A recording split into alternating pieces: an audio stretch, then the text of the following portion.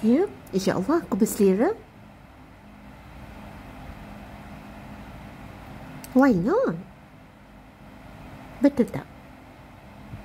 Sebab si penjual tu pun hamba Allah. Lainlah kalau dalam masakan tu dia pergi letak babi. Ataupun dia ada menjual babi. Oing-oing. Ataupun makanan haram yang lain. Itu lain cerita lah bro. Lain cerita lah dok. Ataupun dia sengaja pergi gintir-gintir ketiak dia. Lepas tu dia pergi campakkan kat dalam masakan tu.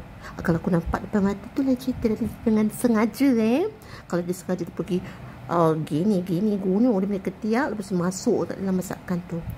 Atau gintir-gintir dia punya tai hidung. Campakkan kat dalam macam nakkan bumbu dia tu kat masakan tu kan. Itulah cerita lah. Atau dia kurik telinga dia tu. Telinga tu dia capakkan kat dalam. Itu lain cerita lah bro. Lain cerita lah tu. Tapi apa pun mesti ada masing-masing.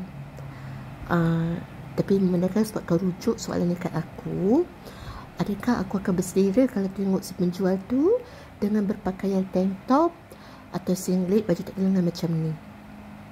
So itu jawapan jujur aku. Ya. Itulah. Sekian, terima kasih.